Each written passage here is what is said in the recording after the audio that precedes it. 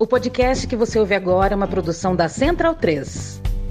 O podcast que você ouve agora é uma produção da Central 3.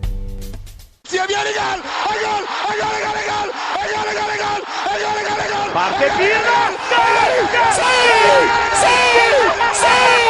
¡Qué vittoria! ¡Qué vittoria! Non lo so che ha segnato, ma chi se lo sa? Tardelli!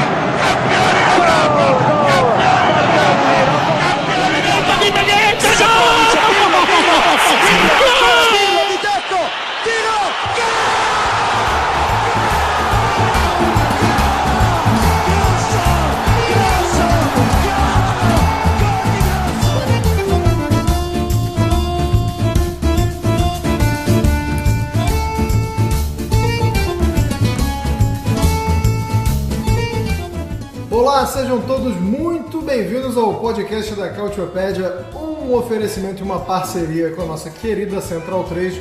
Muito obrigado mais uma vez a todos os que nos aturam, nos escutam e a Central 3 por abrir as portas para este querido e amado podcast. A gente chega com a edição de número 13 hoje, falando sobre temas quentes, como a aposentadoria de Gianluigi Buffon, como algumas contratações. Não que o mercado esteja muito quente, né? Mas tem contratação sim, tem contratação, tem time italiano contratando, a gente vai falar também. Mas nosso prato principal, o nosso carro-chefe, na verdade é falar sobre a possível candidatura da Itália para sediar a Eurocopa de 2032. Parece longe, galera, mas é um assunto que envolve possivelmente muitos estádios que ainda serão construídos, muitas demandas da UEFA, então parece longe, mas não está tão longe assim não. E a gente vai falar como é que a Itália se encontra agora e o que dá para a Itália fazer até 2032 para ver se consegue abocanhar essa candidatura aí. É claro que eu não estou sozinho nessa, vem comigo também meu jogador de confiança, Caio Bittencourt. Bom dia, boa tarde, boa noite. Como estamos, Caio?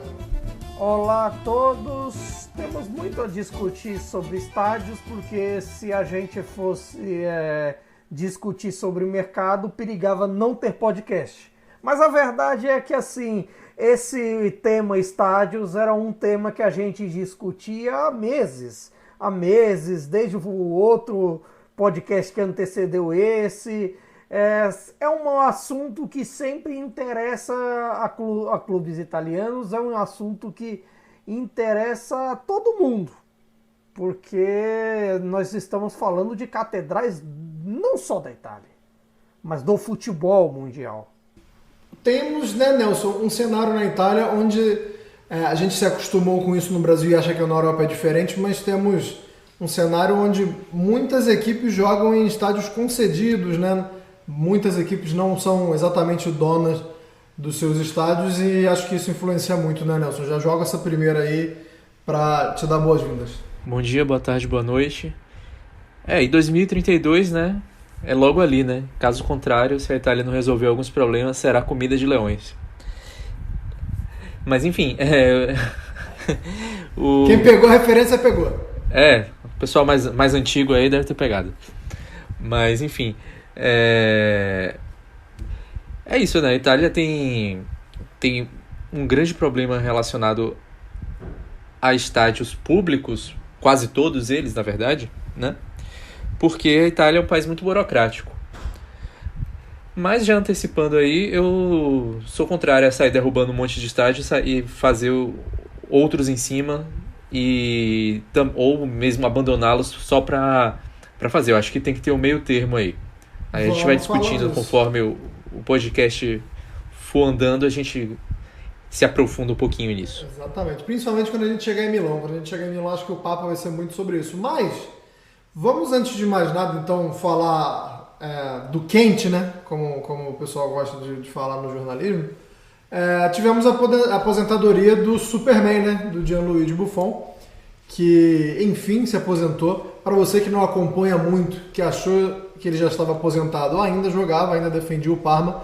E para você que acompanha muito do futebol italiano, com certeza um momento de tristeza. A gente sente o passar do tempo, né, quando a gente vê episódios como esse. Caio Bittencourt, queria que você falasse do ponto de vista esportivo, né? Os pepinos eu vou jogar pro Nelson depois, mas brevemente tentar resumir uma carreira que dificilmente pode ser resumida, mas queria que você falasse aí da carreira do Buffon, do seu ponto de vista pessoal. Para ser, sei lá, mais conservador e não dizer a frase clara, para aqui um dos melhores goleiros da história, ponto. Você pode dizer que é o melhor, porque ali você tem a discussão com o passado, mas o Buffon trouxe essa discussão entre passado e presente para a realidade. O índice do Buffon, desde o Parma, desde que tomou a titularidade da seleção ali no processo entre a Copa de 98 e a Euro 2000, o período de Parma, vencedor, o período de Juventus, mais vencedor ainda, e até se você pensar ali, tipo, aquele período pequenininho no PSG, a volta ao Parma e tudo mais, nesse aspecto ele trouxe muitas contribuições ao esporte. Trouxe contribuições pela sua defesa, pelas suas defesas, pela sua liderança como capitão e até sem a faixa, sua liderança natural de falar com os defensores, de estar sempre bem postado e de coordenar a defesa sem necessariamente ter de sair do gol. Mas embora nos últimos anos acabou sendo meio curioso, até com a ascensão do Neuer e toda essa questão do goleiro líbero, como ele era um dos elos entre o passado e o presente. E muitas vezes o Buffon, até em termos de idade, em termos até de relações entre o que muita gente chama que era a era de ouro da Série A dos anos 90, segunda metade dos anos 90, o começo dos anos 2000, nesse aspecto é o fim definitivo de uma era. E assim, é o fim definitivo de uma era até mesmo para o Parma, que se você for parar para pensar, mesmo com quase 45 anos, o Buffon no gol do Parma podia fazer diferença. E assim, o simples fato da mudança dele no último jogo, a mudança em que o Buffon sai machucado com 2-0 Parma a favor na semifinal dos playoffs, e sem ele o Cagliari vira, e aí ganha um resultado fundamental para a caminhada do time da Sardenha rumo à elite, se nota que até o fim ele fez diferença. E se você, entre 16 anos e alguns meses e os 44, pode dizer que fez diferença em quase todos esses anos, é porque você tem algo de especial. E o Buffon tinha esse algo de especial. Só sorte de quem viu ele com a camisa de seus times. Falamos principalmente do Parma, mas também da Juventus, em que ele construiu uma relação quase umbilical, mesmo ele não sendo um filho da base. E impressionante como ele jogou, ele participou de jogos em 4 décadas, né? Isso é uma loucura. Na década de 90, dos anos 2000, dos anos 2010 e agora os comecinhos dos anos 2020. Sempre em alto nível, evidentemente que houve uma queda de rendimento nos últimos anos, mas não só pela idade, né? Teve também muitos problemas na lombar, alguns problemas no ombro, mas é um absurdo que o cara tenha participado de jogos de 4 décadas e no geral, né, na figura, assim, na foto final, tenha ido bem em grande parte dessas 4 décadas. Nelson, eu falei brincando, né, que eu ia deixar o pepino para você, mas tô brincando, mas é sério, né, como diria o outro.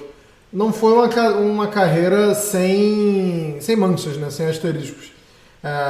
Vai ter uma galera achando a gente chato por causa disso, por falar disso. O momento é de festa, o momento é de lembrar o grande goleiro que ele foi, certamente. E será sempre lembrado, né, por causa disso. Eu mesmo estou achando chato, veja bem. Mas, sei lá, temos divergência. Mas, assim, pra quem não conhece essa historinha, dá uma pincelada aí, Nelson, no que o Gianluigi vacilou. Aí, principalmente no começo da carreira, né? Eu acho que isso é importante a gente falar, porque Acho que a gente amadurece, não querendo passar pano, mas a gente dá uma amadurecida e o jovem é burro, né? Se você é jovem e está escutando a gente, tenha consciência de que você é burro. Eu já fui jovem e continuo sendo burro também, mas já fui mais burro. Mas acho importante fazer esse recorte também no Buffon, né, Nelson? Você vê a parte interessante, né? Que o Buffon ele consegue fazer um napolitano defender um dos jogadores mais identificados da história da Juventus, né? Então o Buffon tem esse papel aí até de ser quase unanimidade, mas como você falou, Anderson, no início da carreira ele teve os seus problemas, né? Para quem não sabe, né, o Buffon ele algumas vezes, né, 3 vezes mais especificamente, ele acabou tendo um flerte com simbologia fascista, neonazista, e ele se desculpou, disse que era um ignorante político e que algumas das coisas, enfim, eram coisas que ele ouvia e acabava reproduzindo. Não duvido, porque, enfim, a gente sabe que a sociedade italiana é uma sociedade em que algumas dessas frases, desses ideais, ainda está presente, já que a gente vai falar de estádios daqui a pouco. Saibam, talvez vocês que não sabem, existe um obelisco na frente do estádio olímpico que é em homenagem a Mussolini, por exemplo, e ele não foi derrubado e provavelmente nunca será. Enfim, faz parte da história, tá lá. E, enfim, essas coisas estão permeando a sociedade, né? Tipo, o Buffon, ele usou uma frase numa camisa depois de uma derrota do jogo contra a Lazio, que, enfim, basicamente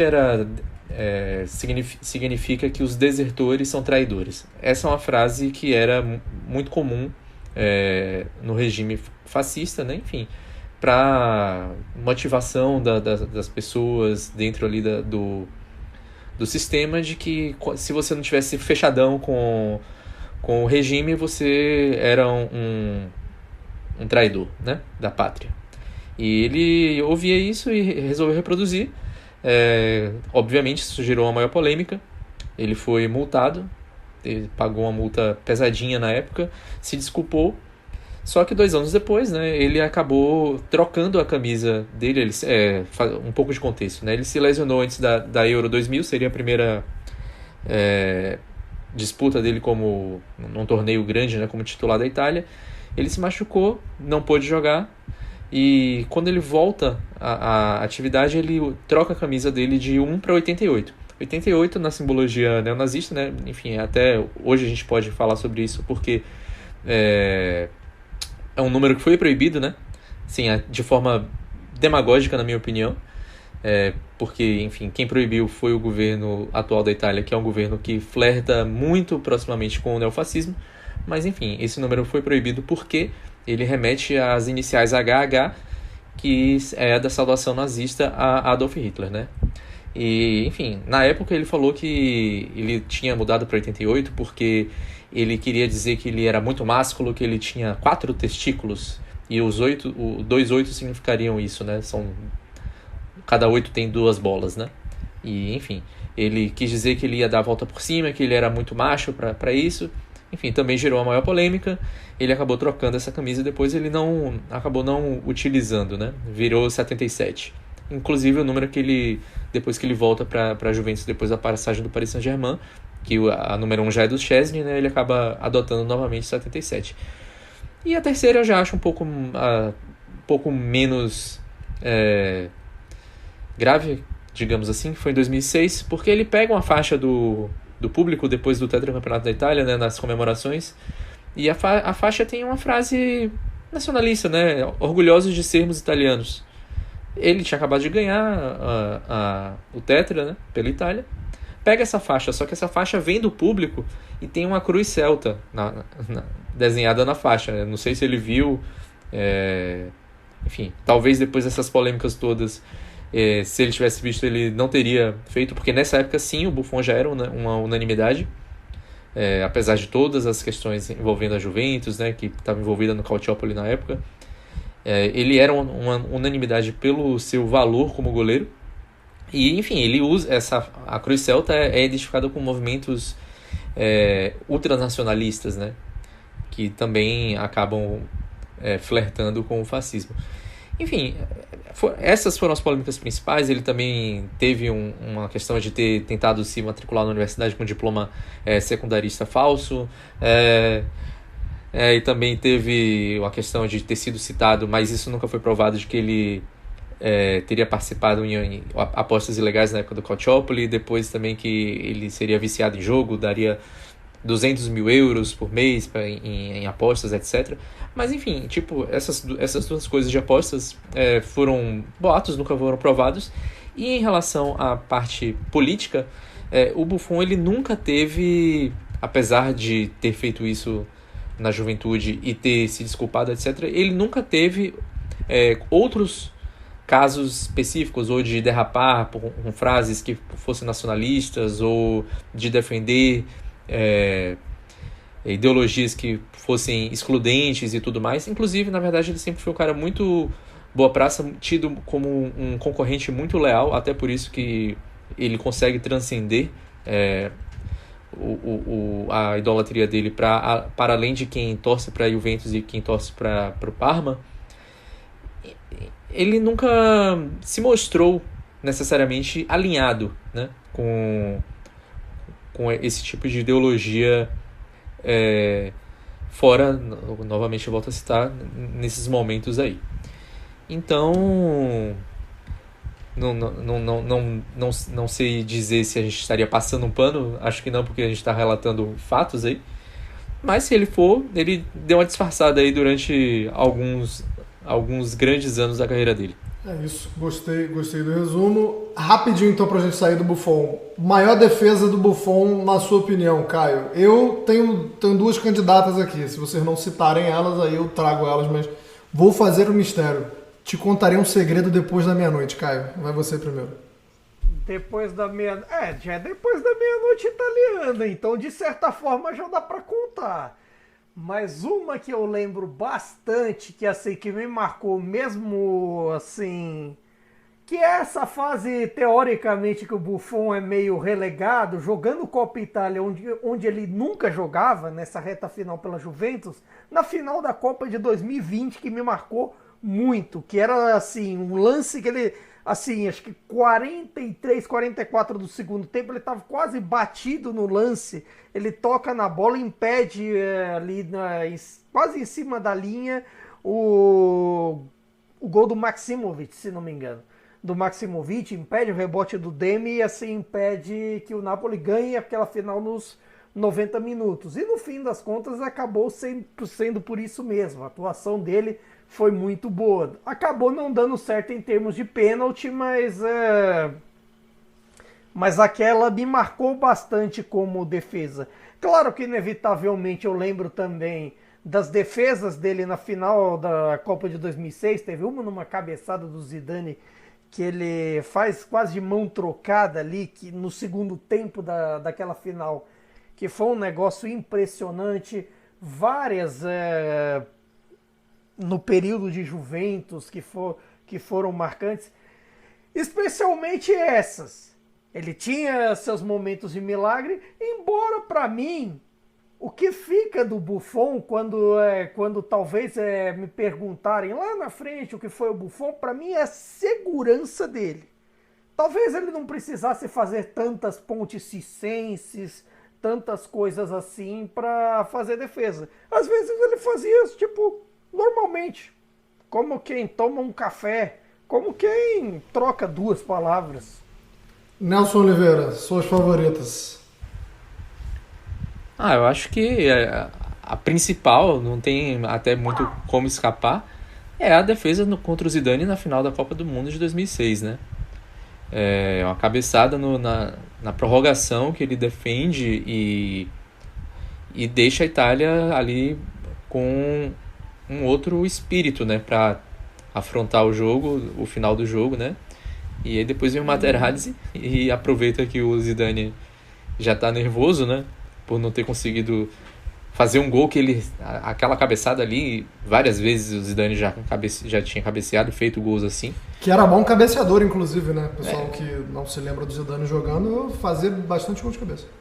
Exatamente, um excelente cabeceador. Então, aquele tipo de cabeçada dele geralmente estaria dentro da rede, né? E o Buffon não deixa.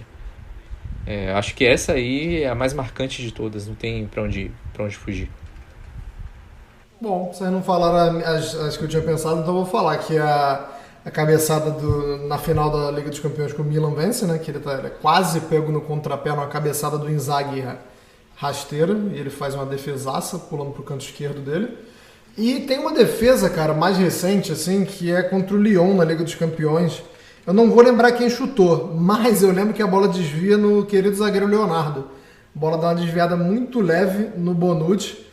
O Buffon já estava caindo para o canto esquerdo e com o desvio ele tem que ter um reflexo felino de levantar a mão e fazer uma defesaça. Quem não viu a carreira se desenrolar, o YouTube está aí para isso. Fica a nossa gratidão, nossa admiração aí.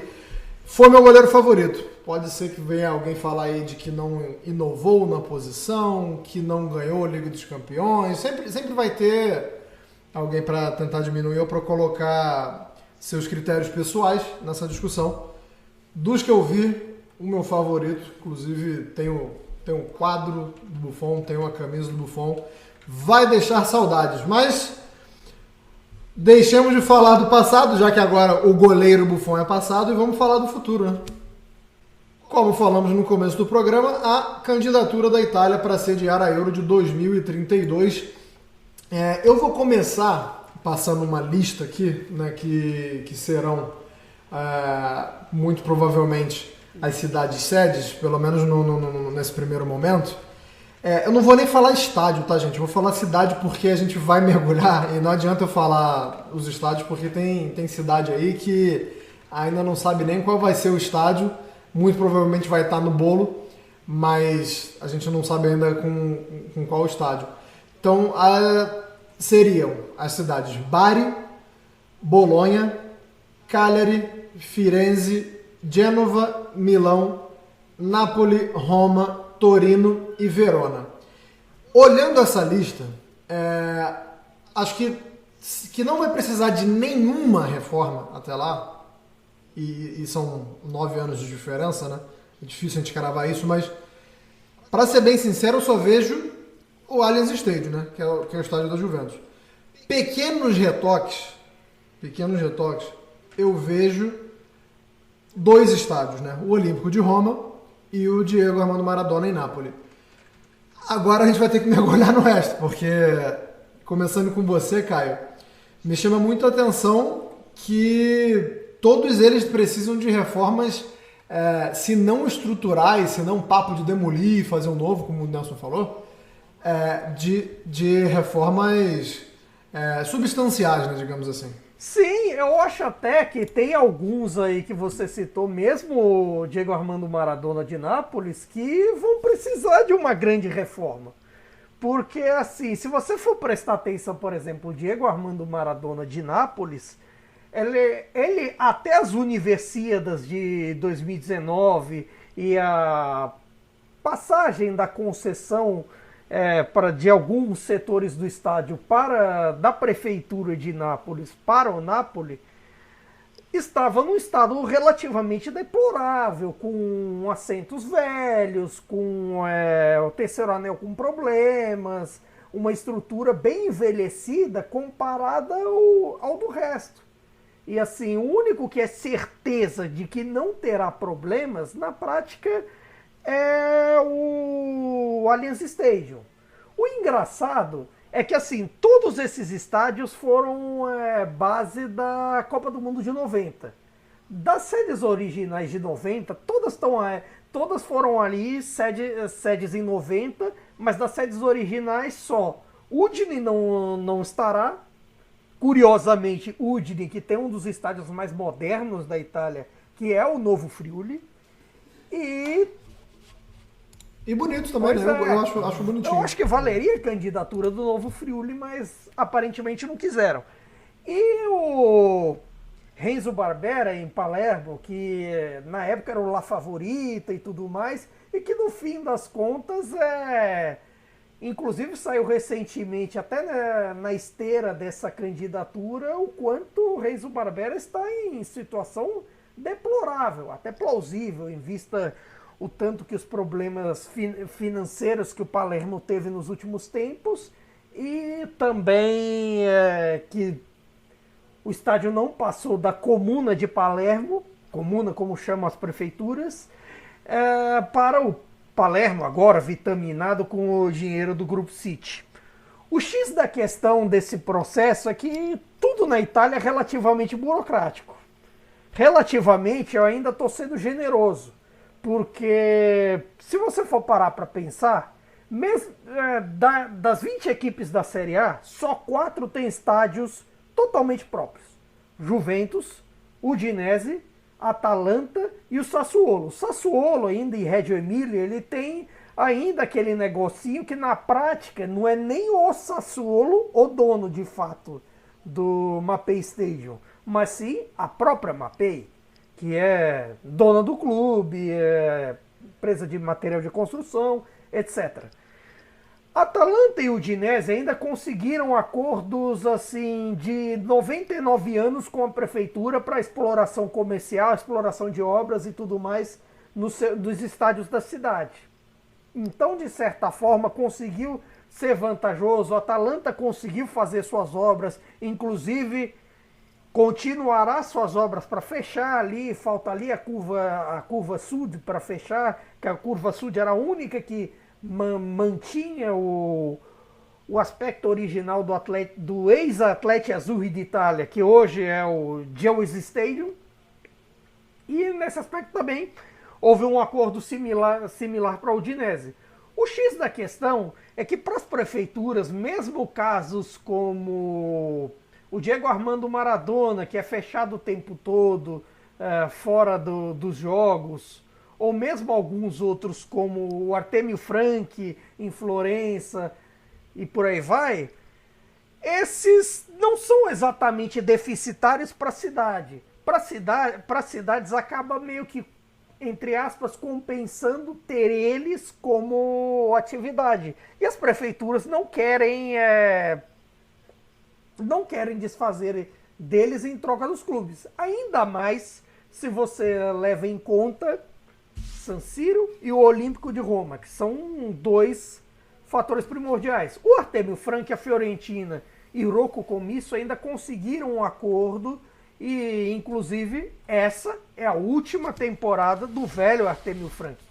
A partir de 24, 25, a Fiorentina jogará fora do Artemio Franchi por 2 temporadas. Não se sabe onde vai jogar se a Fiorentina pegar competições europeias, mas tem uma ideia inicial de jogar em Modena, pelo menos as partidas da Série A. E parte da ideia do Rocco Commisso é trazer um estádio com novas ideias, com novas situações e algumas vantagens. Mas aí você pode se perguntar, por que a Itália quer tanto reformar os estádios se cumprem o nível UEFA, que todos cumprem, todos esses citados, se cumprem os requisitos locais, se atende a torcida e tudo mais. De certa forma, a Itália ficou no meio do caminho com a história da Copa de 90, porque ela estava com todos os seus estádios reformados de certa forma, e isso num momento em que, a partir da Copa de 94, e especialmente com a inauguração da Amsterdã Arena, hoje Johan Cruyff Arena, se teve uma onda de novos estádios, uma onda de modernos, que aí se fez mais ainda presente depois da Copa de 98. Chegou-se um momento que, assim, a curto prazo era inviável reformar para todo mundo, porque tinha acabado de reformar a maioria desses estádios. E se tinha acabado de reformar, para que você vai gastar de novo? O único caso em que isso saiu rápido foi o do Allianz Stadium, por um motivo que falamos aqui quase sempre, que o Delle Alpi era muito deficitário, era frio no aspecto ambiente, literal mesmo, das pessoas sentirem muito frio lá, e frio no aspecto até de torcida, com torcida distante do campo, tanto a da Juve quanto do Toro, muito longe demais da pista de atletismo. problema que tem até hoje, de certa forma, porque até o Allianz Stadium é meio para fora de Turim. Não é exatamente no coração de Turim, como foi o caso do Olímpico Grande Turino, que era o antigo Comunale e foi reformado para as Olimpíadas de Inverno de 2006. Só que o custo de uma Copa, o custo de uma Euro e o custo de uma Olimpíada de inverno ou de verão dura anos. Por muita gente, por exemplo, na Itália lardeou que a Itália terminou de pagar inteiramente a Copa de 90 e todas as suas obras só em 2020. E para pagar as Olimpíadas de Turim ainda não pagou tudo. Então, assim, até que ponto é vantajoso? Detalhe, isso que os estádios são relativamente baratos comparados ao de outros lugares. As obras faraônicas da FIFA para as últimas 3, 4 Copas. Vou pegar esse gancho do dinheiro para jogar para o Nelson, mas antes eu vou falar só porque você citou os requisitos da UEFA, né?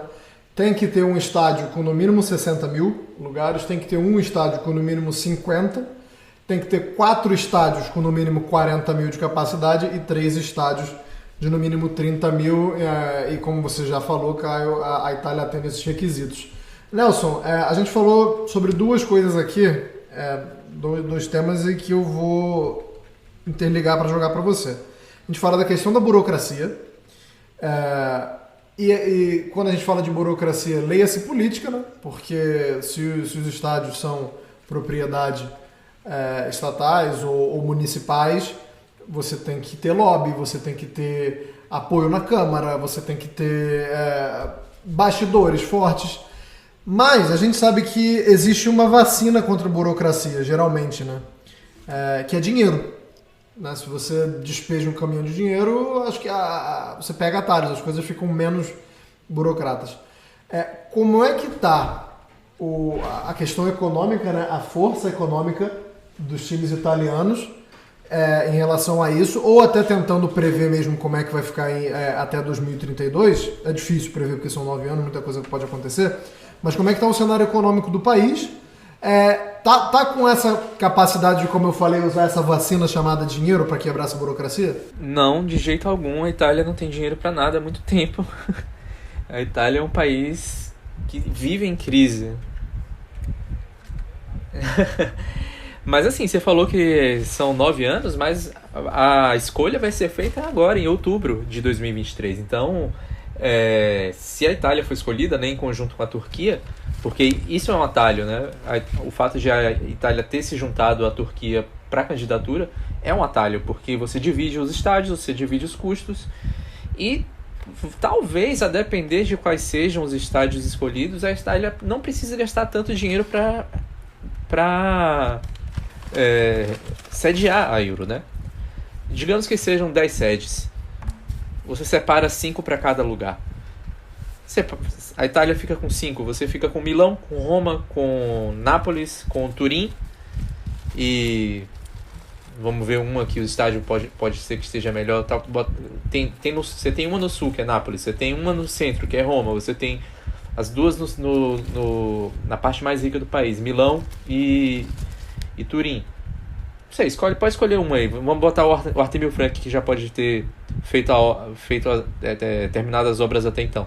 Você não precisa mais mexer em estádios para Euro. E aí o problema estádios para o país continua vivo, mesmo a Euro tendo sido sediada lá, caso, enfim, em 2032 isso continue a ser um problema tão grave. Mas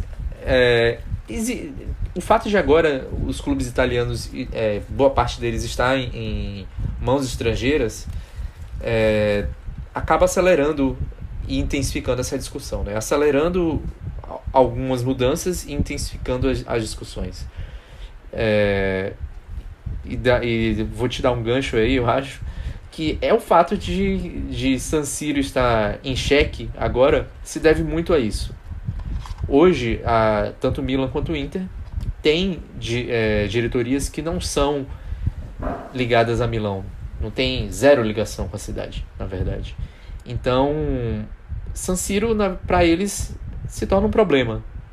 A gente está falando que coisas que vão acontecer, mas nessa semana sai notícia quente, sai notícia nova, né, Caio? Falando que muito possivelmente, muito provavelmente, o San Siro será tombado, o que significa que não poderá ser demolido para fazer para fazer um novo estádio no mesmo lugar. Então, se a gente já via Inter e Milan cada vez mais, sabe aquela história de ninguém solta a mão de ninguém?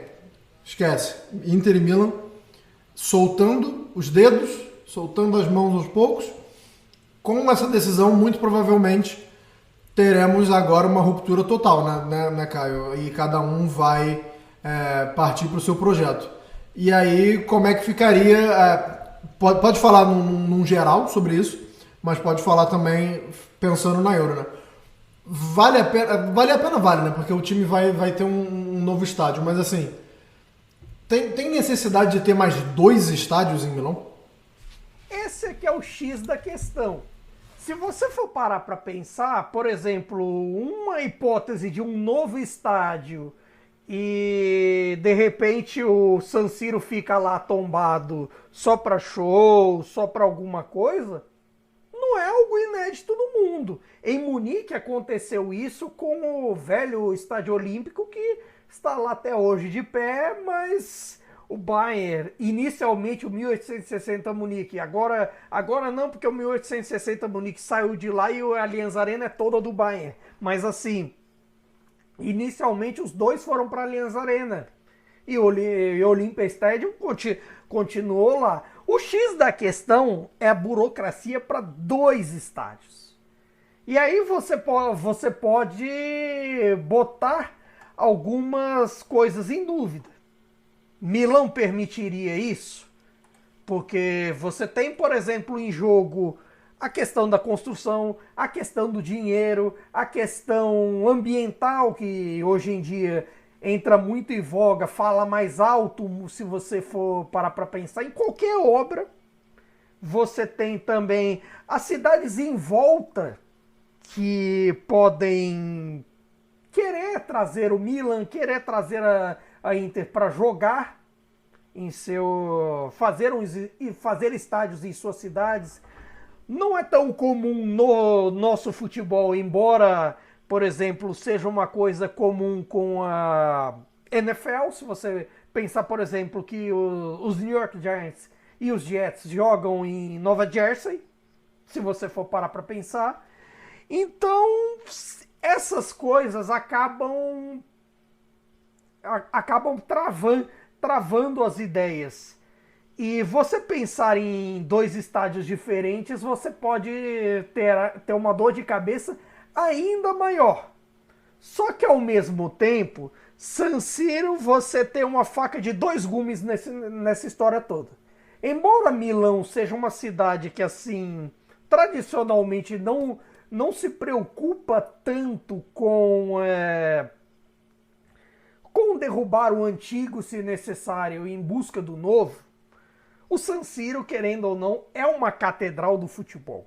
O San Siro é a história de muita gente, é a história de todo torcedor que um dia viu um jogo de futebol italiano, ou até europeu, se você for parar para pensar. É uma catedral mundial. E a prefeitura de Milão sabe disso. Inter e Milan sabem disso. Só que, ao mesmo tempo, San Siro, você tem coisas que você não pode exatamente aproveitar no mundo dos estádios atuais.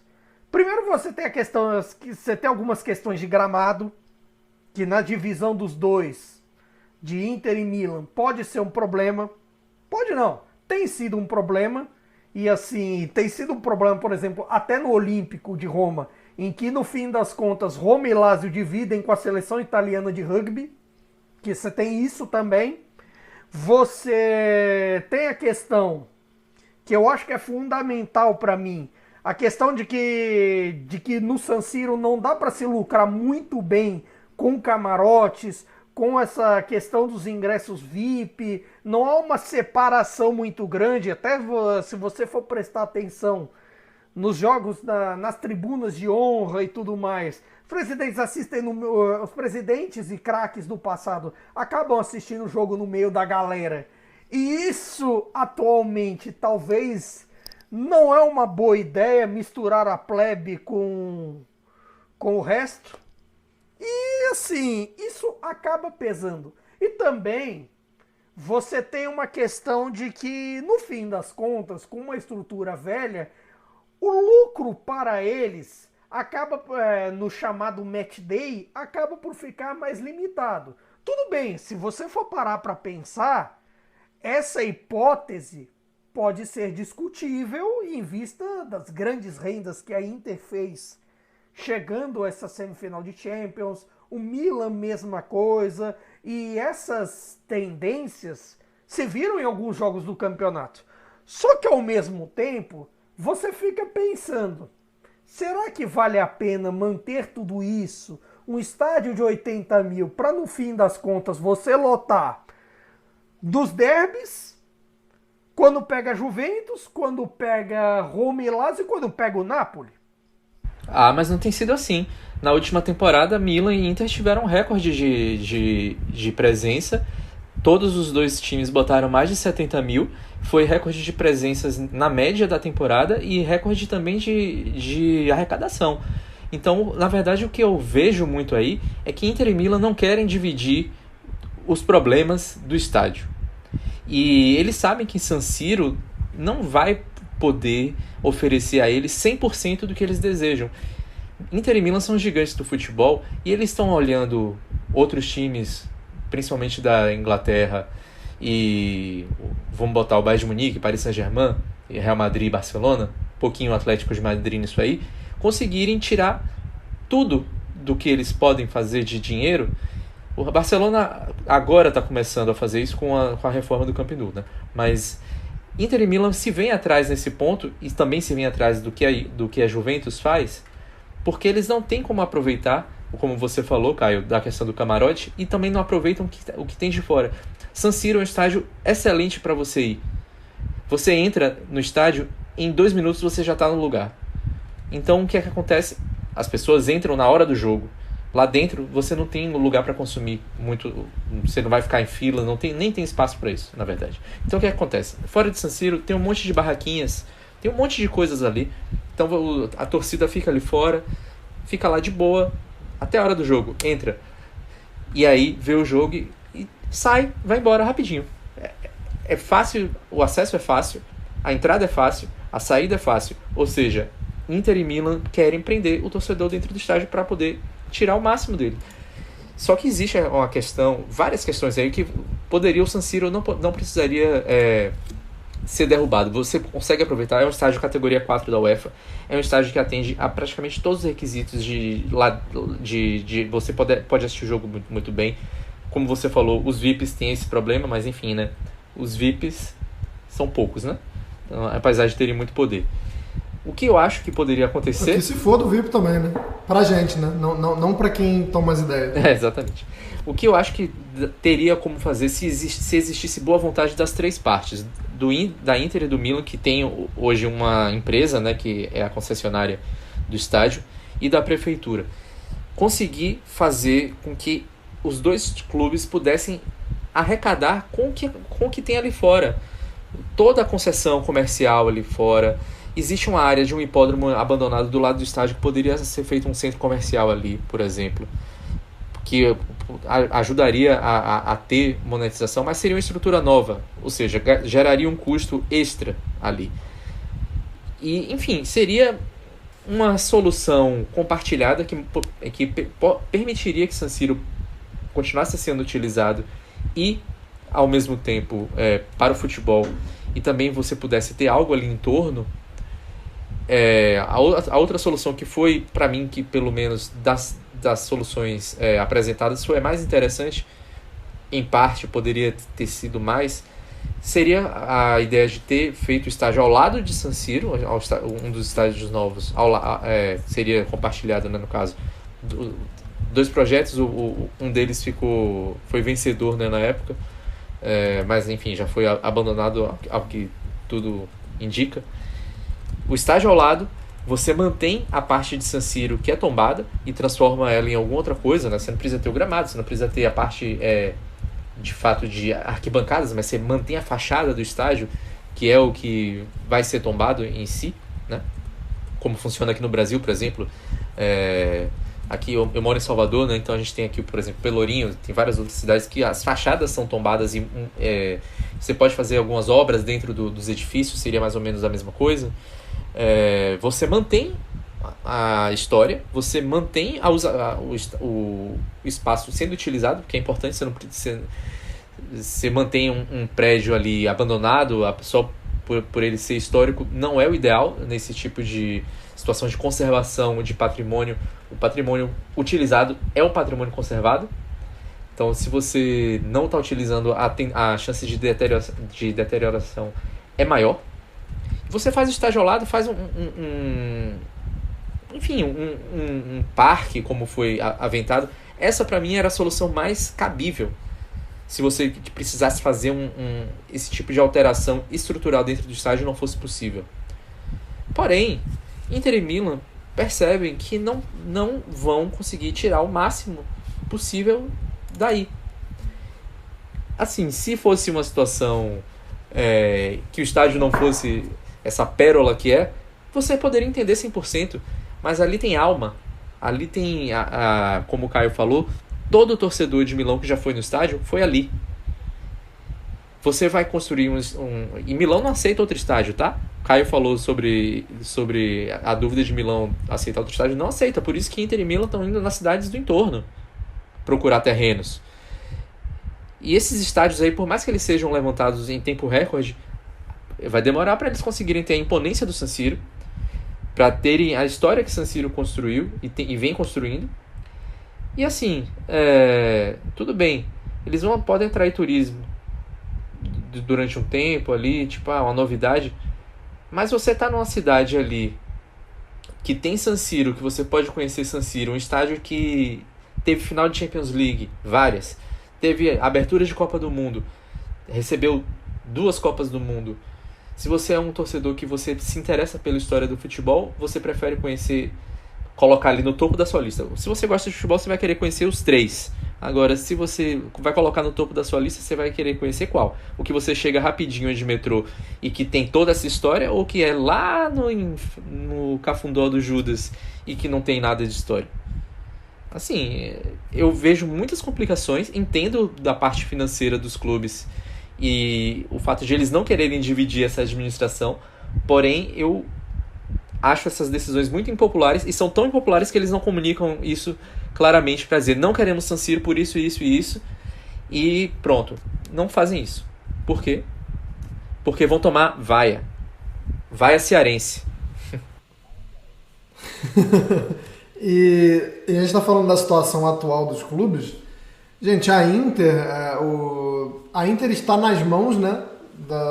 Tá ali, saiu do Suning com o grupo Oaktree, um tá devendo o outro, então a gente não sabe nem assim qual é a real situação financeira para o time poder se comprometer ou apresentar projetos.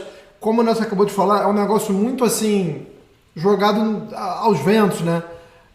Ideias, mas você não tem projetos apresentados ali com números, com fatos, com argumentos, com protótipos. Então fica uma coisa muito ali baseada no populismo e, como eu falei um pouco antes, baseado também na incapacidade de articulação política, né? Eu vejo como uma tentativa de pressionar a prefeitura de Milão. Eu vejo totalmente como isso. Os dois estão querendo levar para fora. A ideia do Milan parece ser um pouco mais avançada. O Milan foi comprado agora por um grupo que tem dinheiro. Então, entre os dois estádios, se eu fosse colocar um como mais provável, o do Milan com certeza é. Porque você pode terminar o ano com a Inter não tendo mais a Suning no comando, por causa das dívidas que ela tem do empréstimo que ela pegou com o fundo Oaktree. Então eu vejo isso como uma forma de pressão, basicamente isso, porque mas eu não acho que seja uma pressão que vai dar muito resultado. Um blefe bem muquirana, né? Bem vagabundo. Caio, partindo um pouco pro lado da suposição, e um ponto subjetivo também. A gente está falando de uma seleção que decepciona ano sim, outro também, recentemente, né? A gente que acompanha o futebol italiano, que é muito ver a seleção italiana numa Copa do Mundo, é a atual campeã da Euro, mas passa por momentos de turbulência por ficar fora da segunda Euro consecutiva. Você acha que, de alguma forma, vai ter influência no futebol da seleção, ou pelo menos vai fazer parte de um projeto esportivo também, essa reconstrução, essa reforma dos estádios? Porque é muito comum a gente ver isso, né? O Qatar quer impulsionar o futebol. Aí é um caso complicado porque aí é o puro dinheirismo, né? Mas sendo um tanto quanto inocentes, né? Dando argumentos que a FIFA gosta de dar, o Qatar quer desenvolver o futebol no lugar, que bonito, vamos ajudar, vamos botar a Copa do Mundo lá. Mas tem exemplos melhores, né? Tem exemplos mais práticos em relação a isso, que é a própria Alemanha, né? De 2006, que ia sediar um Mundial, e você vê que tem uma atenção especial para com o projeto esportivo. Dá para sonhar que a Itália também passaria por um fenômeno, por um movimento parecido, ou estou sendo otimista? Olha, eu acho que, assim, à medida em que você ganha na votação, ou o que quer que seja, o direito de sediar uma Copa do Mundo, uma Euro, a coisa muda. Você não vai querer fazer feio em casa e tudo mais. Então, acho que o projeto vira a partir dali. Embora, acho que assim, não creio que, nossa, vai permear o projeto do futebol italiano para frente. Eu acho que o projeto é a partir de outras situações e tudo mais. Mas eu imagino que, na verdade, essa coisa da Euro, acredito eu que não tem a ver necessariamente com o time, com o desenvolvimento esportivo. O desenvolvimento esportivo nessa questão, acredito que é o último dos casos. O negócio é mais desenvolvimento de estádios mesmo, até de repente uma injeção pública na economia, de repente uma desculpa para você reformar estádios e de repente fazer de um jeito artificial, até uma geração de empregos, se você for parar para pensar. Porque assim, às vezes se cria uma ideia de que, por exemplo, quando teve a Copa aqui no Brasil, de que o Estado funcionou, sustentou demais as obras e tudo mais, mas por incrível que pareça, isso é uma coisa comum no resto do mundo. Se você for parar para pensar nos esportes americanos, a coisa mais comum é time mudar de cidade porque a outra cidade te dá garantia de construir um estádio ou ginásio, no caso de NBA, de NHL, e a sua atual cidade acaba não dando. Você quer um exemplo aleatório? O Oakland Raiders, ele saiu de Oakland e no fim das contas virou o Las Vegas Raiders porque Vegas disse, vem, eu garanto um estádio. Eu garanto a sua vinda para cá. E nesse aspecto... Às vezes nem muda o nome da franquia, mas joga em outra cidade, né? O San Francisco 49ers joga em Santa Clara, por exemplo. Exatamente, já não joga mais em São Francisco. Então, no fim das contas, isso tem uma diferença nessa história toda. E assim, vamos lembrar que nesse quesito de estádios, o que todo mundo quer beber da fonte e tal, por mais que, assim, se ter o exemplo europeu, etc, etc, todo mundo quer pegar o modelo NFL. Afinal de contas, a NFL é a liga que mais lucra no mundo. Por outro lado, eles não entendem por que a NFL é a liga que mais lucra do mundo. Por que tem o que eu chamo muito de efeito saudade. Aquela coisa de você passar meses e de repente... Não vamos ver tudo, vamos consumir tudo, porque logo a temporada acaba. No nível de overdose que está o futebol atualmente, em termos de estádio, a gente fala muito de calendário de jogos, de maneiras para acontecer. Do aspecto financeiro, ótimo, afinal de contas você tem mais evento, joga dinheiro lá, a caixa registradora está pitando. Tá pitando. E assim, mas em termos de gramado, como fica a qualidade? Em termos de organização do espetáculo, como fica a qualidade? Então é isso, esse tipo de coisa que você tem que ficar de olho, até pensando num futuro, pensando na Euro 2032 ou até mesmo lá na frente, porque no fim das contas, mesmo que a Itália perca essa disputa que pode ser com ou sem a Turquia, no fim das contas, pode ser uma candidatura conjunta entre Itália e Turquia, o que não faria muito sentido, que não são países fronteiriços, mas algumas sedes já deixaram de fazer sentido. Então, no fim das contas, de repente, essa ideia vai lá para frente, vai para Euro 2036, 2040, para uma Copa do Mundo, talvez, lá na frente. Então, assim... Aí eu não sei nem se eu tô aqui, né, meu irmão? Exatamente. Porque se eu já tô deprimido, porque em 2032 eu vou estar com 43 anos, não avança muito mais, não. Não vamos avançar, porque, assim... Embora esse podcast goste bastante da futurologia, não cabe a gente prever, porque, assim... Como é que você vai construir simplesmente não tendo dinheiro? Não tem nenhum dono que simplesmente chegue do nada e... simplesmente eu vou construir um estádio do mais absoluto nada. Mesmo o Rocco Commisso, agora com o novo Artemio Franchi que vem aí, ele chorou tanto na imprensa para isso conseguir. Disse que a Itália era burocrática demais, que ameaçou fazer nas cidades em volta, que Florença valorizava demais o antigo, que o Artemio Franchi atual era uma porcaria, que não sei que lá. E isso faz uma diferença no fim das contas. E quantos estádios por aí o torcedor já não reclama dizendo não, porque é isso e aquilo. Porque assim, a arquitetura dos estádios mudou com o tempo. A Itália, assim, lá do tempo fascista, lá do tempo dos anos 40, anos 40, 50, que houve a construção da maioria dos estádios que temos hoje na Série A, na Série B, na Série C. Inclusive temos um problema de time não poder, de time que precisou ir à justiça para subir para a Série B, que foi o caso do Lecco, conseguiu, por sinal, por causa do estádio também. O Lecco não podia entrar na Série B porque não tinha uma capacidade ideal para o estádio. Isso ia acontecer mesmo numa Premier League? Não.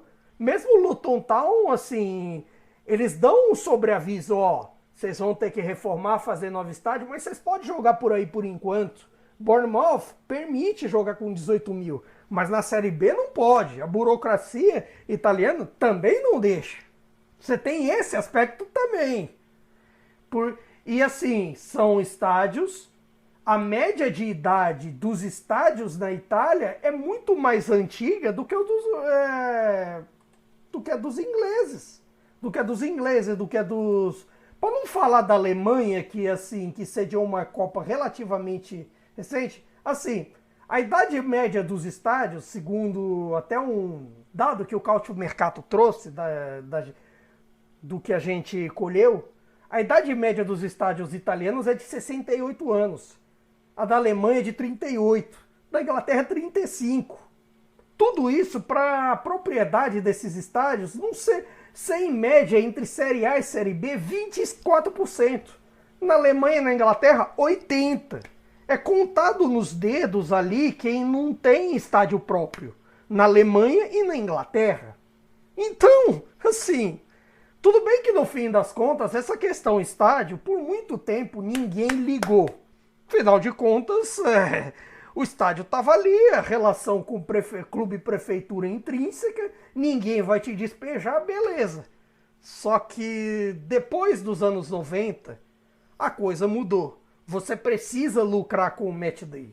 Você precisa lucrar de inúmeras formas. E a Itália sofre por isso. Se você for prestar atenção, outro clube que sofreu bastante nessa brincadeira, a Roma. A Roma, na época do Pallotta, toda hora Eles bateram na porta ali de Tordivale, ali na capital, pensaram em outras áreas da cidade, porque a prefeitura não ia permitir o Olímpico, e no fim das contas, a Lazio ia ficar com o Olímpico, de todo jeito, e no fim das contas, não deu certo. Quer dizer, então no fim, nessa situação, são um monte de facas de dois gumes. Porque ao mesmo tempo o torcedor também não vai querer desfazer. Você não tem a garantia do para onde ir, como todos os casos que o Nelson citou de Milão. Então, essa história vai se prolongar. Vamos falar muito sobre isso ainda nas próximas edições, com certeza. Nas próximas não, mas com certeza volta e meia voltaremos a esse tema. Vamos finalizar essa edição então, falando... Vou fazer uma espécie de gincana aqui, fazer um passo-repasso aqui da Cautiopédia. Para a gente não se alongar muito, eu vou trazer 5 transferências que aconteceram depois da gravação do nosso último programa, né? Entre a edição número 12 e a edição que a gente está gravando hoje. Nenhuma do Napoli? Nenhuma do Napoli. Ah, que pena! Que triste! De Laurentiis não contrata! Vocês vão escolher uma só para falar, tá? As outras 3, quem quiser saber, vai procurar na internet. Vocês vão avaliar só 2, tá? Eu vou trazer as 5. Nelson escolhe primeiro, Caio escolhe segundo e os outros 3 caem no esquecimento. Tem a chegada do Chukwueze no Milan. Tem a Fiorentina contratando o Infantino, que não é o careca da UEFA, graças a Deus, né? É o argentino Infantino. Tem a Atalanta fechando com o pitoresco El Bilal Touré. Tem a Lazio anunciando o Kamada e tem a volta do Matias Vinha para a Itália para jogar no Sassuolo. Nelson, pega uma e passa para o colega de trás. Vou pegar o Kamada na Lazio. E, enfim, é o primeiro japonês, né, da história da Lazio. Isso já é algo pitoresco. É um cara que estava acertado com o Milan. Tudo certinho, mas o fato de o Milan precisar de jogadores em outras posições e os objetivos serem extracomunitários, né? O Chukwueze, por exemplo, fez com que ele ficasse em stand-by, e esse stand-by, na verdade, virou uma melada, né?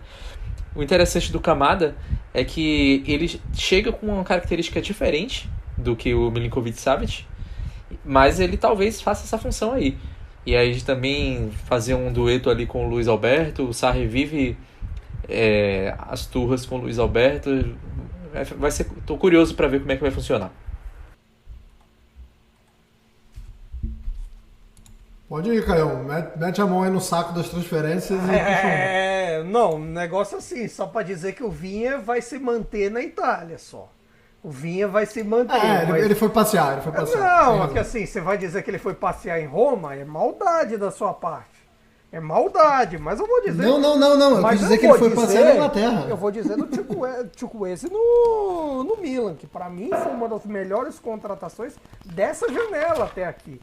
Eu acho que dá um ganho muito bom ao jogo pelos lados do Milan, dá uma função interessante ali pelos lados e dá uma sustentação muito boa tanto a Rafael Leão quanto a Giroud.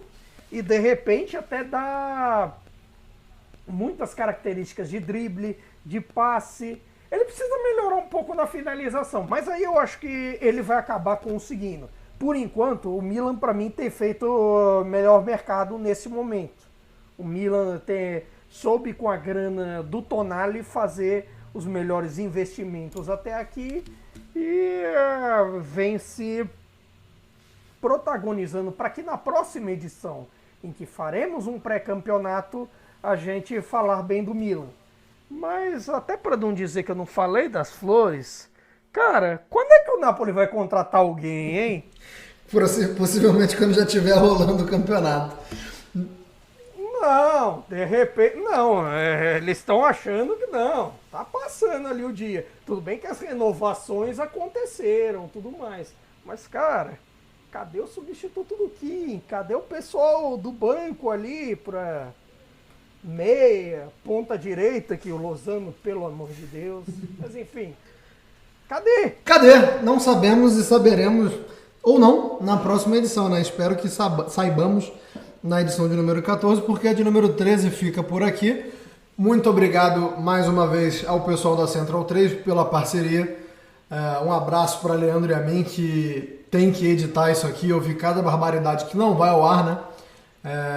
Um abraço também a Matias, a toda a galera da Central 3 e um abraço a você que escutou a gente até aqui. Abraço Caio, abraço Nelson e nos vemos na próxima edição, já para falar muito possivelmente sobre a próxima edição da Série A que começa daqui a pouquinho.